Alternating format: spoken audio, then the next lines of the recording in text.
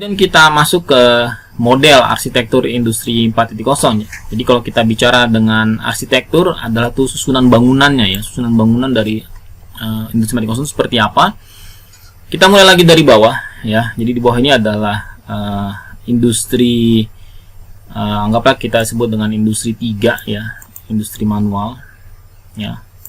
Atau industri 1, 2 ya, 3 ya. Kemudian dia bertransformasi menjadi industri 4.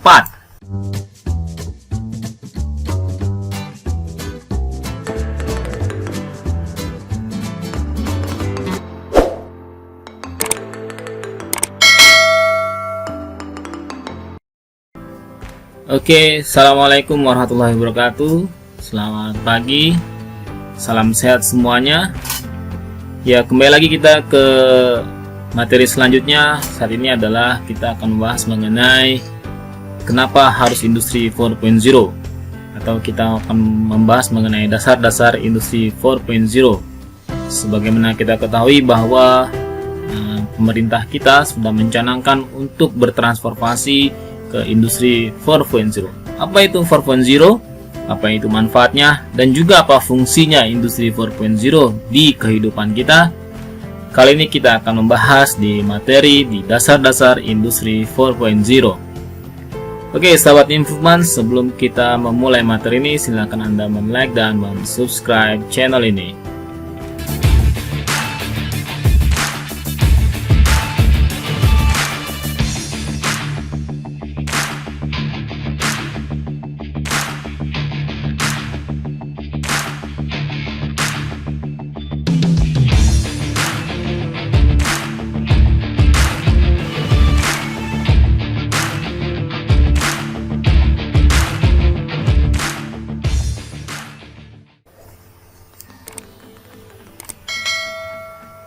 Oke, sahabat Improvement, di dalam materi ini kita akan membahas ada 7 poin, namun saya bagi-bagi ke dalam beberapa video.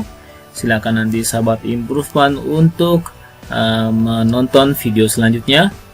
Nanti kita akan bicara dalam mengenai revolusi industri 4.0, definisi industri 4.0, karakteristik industri 4.0, arsitektur, prinsip industri 4.0, manfaat, dan juga Making Indonesia 4.0, di mana ini adalah suatu program yang dicanangkan oleh Kementerian Perindustrian untuk mentransformasi industri ke Indonesia Industri 4.0. Oke, sahabat Improvement, apakah Anda sudah punya gambaran mengenai industri 4.0? Ya. Apa itu industri 4.0? Apa itu industri 1, industri 2, industri 3, dan industri 4? Nah, untuk lebih detail kita membahasnya, silakan sahabat Improvement untuk menonton video yang saya sajikan ini.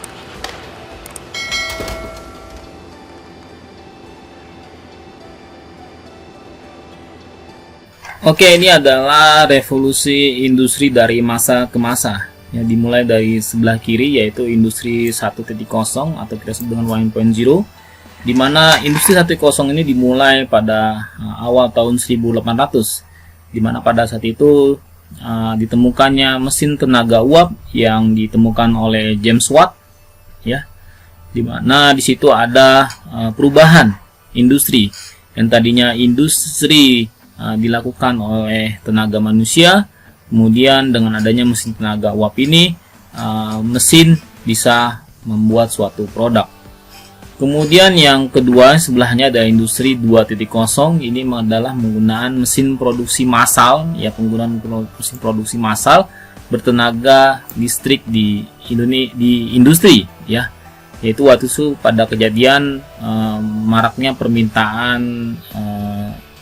kendaraan bermotor, ya, atau otomotif, ya, dimana konsumen sangat membutuhkan jumlah produk yang cukup banyak butuhnya kendaraan, maka mulailah muncul ada mesin produksi yang dia bisa dapat memproduksi secara massal atau banyak yang menggunakan tenaga listrik di industri.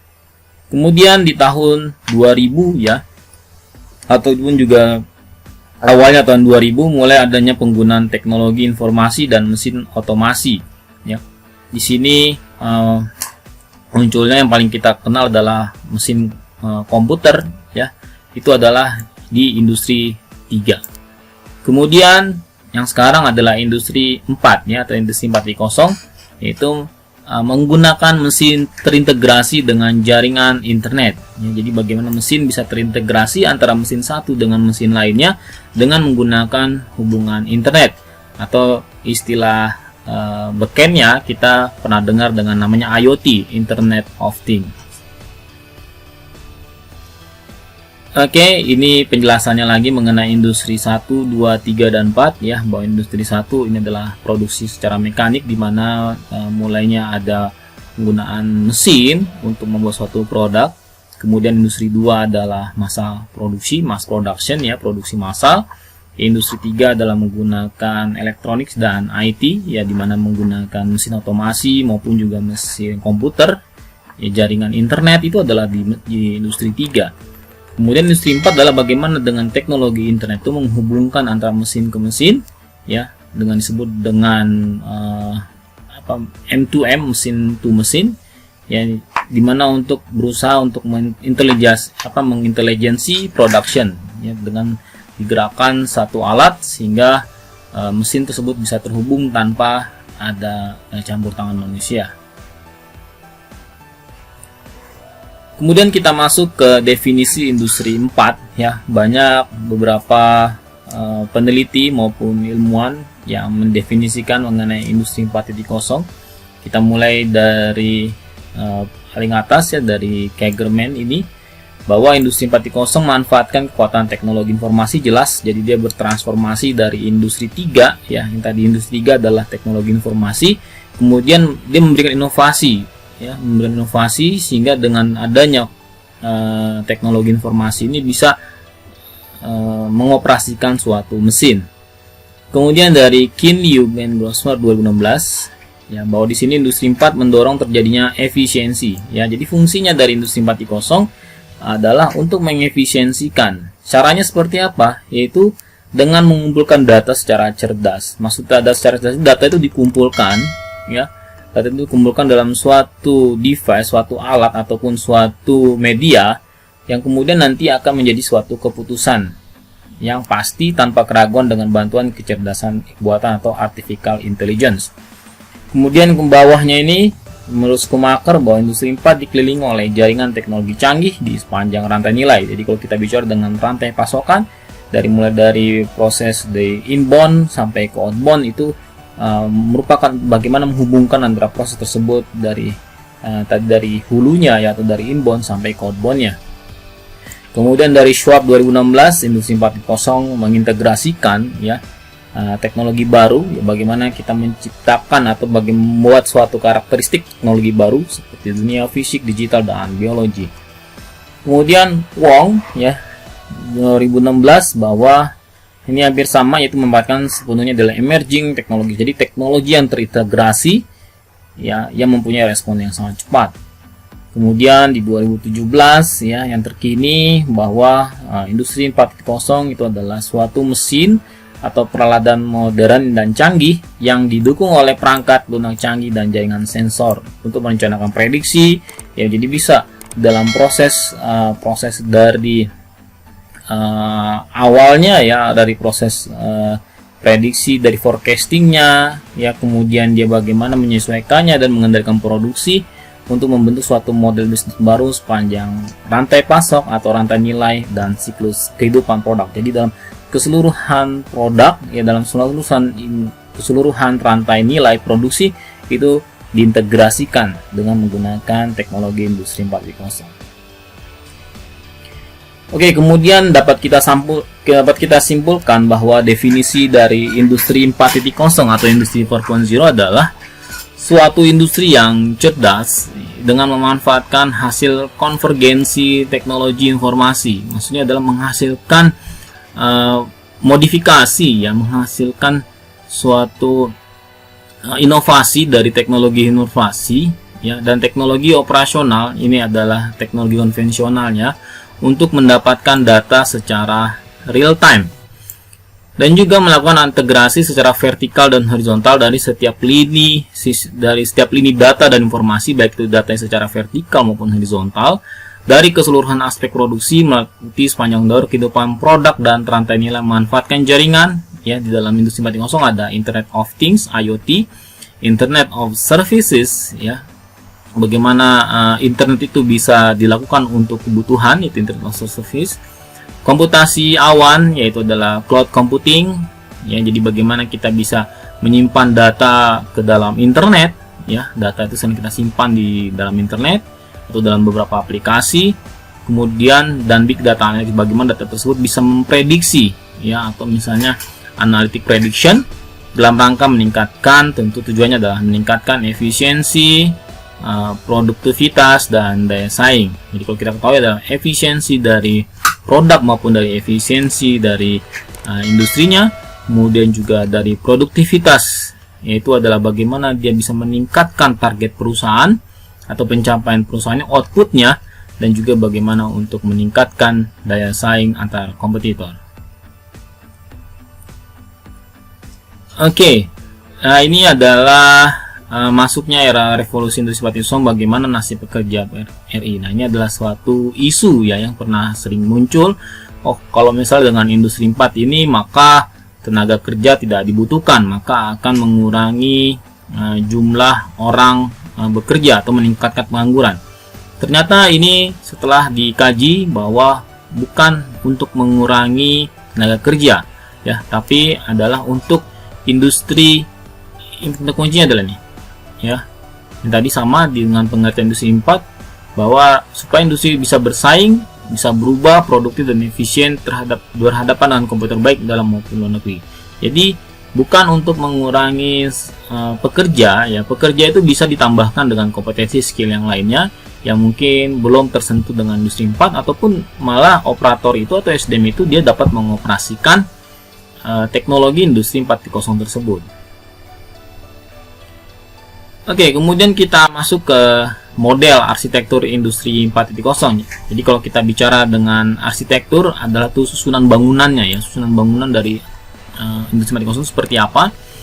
Kita mulai lagi dari bawah ya. Jadi di bawah ini adalah industri, anggaplah kita sebut dengan industri 3 ya, industri manual ya, atau industri 1, 2 ya, 3 ya, kemudian dia bertransformasi menjadi industri 4. Jadi kalau kita ketahui di industri 1, 2 dan 3 itu ada misalnya ini produknya, baik itu otomotif maupun elektronik ya, kemudian ada field device ya, ibaratnya adalah suatu untuk cara membuatnya, mesinnya ya, alat untuk memproduksinya. Kemudian ini ada control device ya, ada komputer. Kemudian ini ada station, ini adalah engineering, cara bekerjanya ya. Kemudian ada work center ya, ini adalah proses pekerjaannya, dan ini adalah enterprise. Enterprise itu adalah suatu software ya, atau suatu sistem untuk bisa menjalankan semua produk ini. Nah, di industri 4 dia akan bentuknya seperti ini ya. Jadi produk ini ya, yang tadinya dia ada di bawah, yang tadinya dia hanya bisa dibuat dalam industri sebelumnya, maka dia akan terintegrasi, terkoneksi ke dalam semua jaringan yang ada di dalam station yang ada di industri ya, baik itu ke field device-nya, control device, station, work center ya. Ini dia terhubung ya, sehingga dia bisa menggerakkan satu sama lain. Mesin ini bisa digerakkan dengan menggunakan teknologi IoT, Internet of Things, dengan adanya ada komputasi awan, cloud computing ya. Ini adalah stationary-nya, enterprise-nya ya, kemudian dia menggerakkan semua pergerakan ini dengan secara otomatis. Kemudian kita masuk ke karakteristik industri 4. Apa sih karakteristik dari industri 4.0 ini ya? Yang pertama jelas tadi kita sudah singgung mengenai IoT ya, Industrial Internet of Things, jadi menggunakan internet untuk menjalankan suatu mesin atau menghubungkan suatu alat atau mesin. Kemudian big data dan analitis, jadi bagaimana kita menyimpan data ya, kemudian kita mengolahnya menjadi suatu informasi. Augmented reality ini adalah bagaimana kita menggunakan kecerdasan ya, kecerdasan buatan, yaitu dengan menggunakan suatu alat device ya, dengan misalnya dengan di Google Glass-nya sudah ada ya, dengan kacamata dan dia bisa memberikan informasi kondisi dari suatu ruangan atau suatu gudang gitu ya. Horizontal atau vertical software integration, jadi softwarenya terhubung satu sama lain. Simulasi digital twin ya, ini adalah bagaimana mesin to mesin yang melakukan suatu simulasi ya, dengan menggunakan suatu teknologi komputer, kemudian kita operasikan dan kemudian mesin itu bisa berfungsi. Cloud computing ini hampir sama dengan big data, jadi kita menyimpan dari data itu di awan ya. Jadi sekarang ini lebih ke keamanan informasi, jadi kita tidak perlu menyimpan lagi data tersebut secara manual, tapi kita simpan di dalam cloud ya, atau disebut dengan internet cloud. 3D printing, nah ini adalah untuk proses desain ya, additive manufacturing. Jadi bagaimana kita untuk membuat suatu desain, yaitu tidak perlu menggunakan suatu alat yang cukup besar, kita menggunakan suatu alat 3D printing sehingga kita bisa membuat suatu contoh, sampel atau prototipe ataupun mock-up ya untuk produk tersebut supaya diproduksi secara massal. Kemudian cyber security, ini adalah bagaimana keamanan informasi yang bersama, dan juga autonomous robots ya. Ini bagaimana membuat suatu robot yang bisa menggerakkan atau bisa dapat bekerja dalam suatu kondisi tertentu. Oke. Kemudian prinsip dari desain industri 4.0 ada modularitas. Modularitas ini yaitu adalah suatu kemampuan kecerdasan buatan ya, pabrik pintar, smart factory, untuk secara fleksibel beradaptasi dengan perubahan persyaratan dan kebutuhan industri. Jadi modular. Jadi bisa disesuaikan dengan kebutuhan industrinya ya, kebutuhan konsumennya juga bisa dilakukan dengan industri 4.0 ini. Virtualisasi yaitu adalah bagaimana peralatan atau proses baru akan berdampak pada operasi ya. Jadi bagaimana dengan adanya teknologi industri 4.0 ini akan mengubah atau membuat suatu efisiensi pada operasi pada kegiatan operasional. Desentralisasi ya, GPS ya. GPS ini dapat membuat suatu keputusan otonom sesuai logika bisnis yang sudah ditentukan dalam subsistem. GPS itu adalah cyber protocol system ya. Jadi bagaimana dalam suatu sistem tersebut bisa membuat suatu keputusan logika bisnis ya, sehingga bisa menghasilkan suatu laporan-laporan yang berguna bagi tingkat manajemen. Orientasi layanan memenuhi kebutuhan pelanggan dengan lebih baik melalui layanan Internet of Services, sedikit kita bahas. Real time ya, atau bisa disebut dengan just in time ya, data collection dan analisis secara real time mungkin pengambilan keputusan segera saja, atau kita bisa just in time, kita bisa mempercepat proses produksi kita atau pengiriman barang kita dengan menggunakan konsep industri 4.0. Kemudian terakhir adalah interoperabilitas, yaitu adalah alat, mesin, dan manusia dalam pabrik dapat berkomunikasi, bertukar data, dan mengkoordinasikan aktivitas. Ya, jadi bagaimana mesin to mesin, jadi antara mesin dan mesin itu bisa berkomunikasi, dia dapat bergerak dengan suatu sistem yang telah dioperasikan menggunakan Industri 4.0. Kemudian ini adalah manfaat-manfaat dari Industri 4.0. Yang pertama jelas adalah efisiensi. Kalau kita bicara efisiensi berarti adalah hemat ya, konsepnya lebih hemat, maksudnya dari segi waktu, dari segi cost ya, maupun dari segi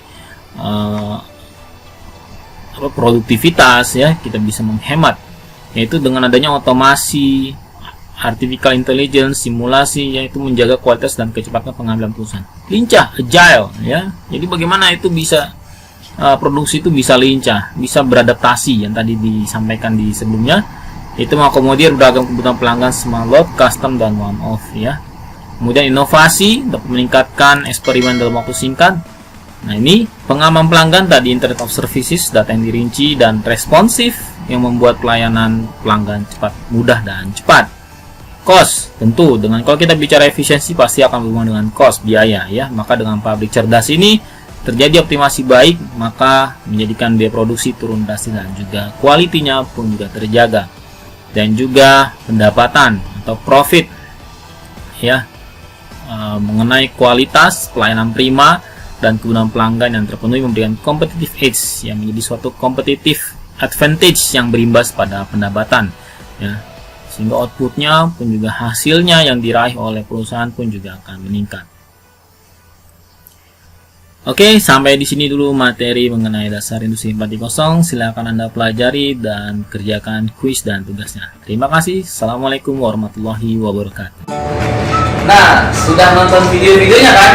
Sekarang tinggal Anda like, subscribe, dan komen video-video yang sudah saya tampilkan. Apabila menurut Anda ada manfaat dari video-video saya, mohon untuk di-share ke teman-teman Anda. Oke, sampai di sini. Salam industri. Assalamualaikum warahmatullahi wabarakatuh.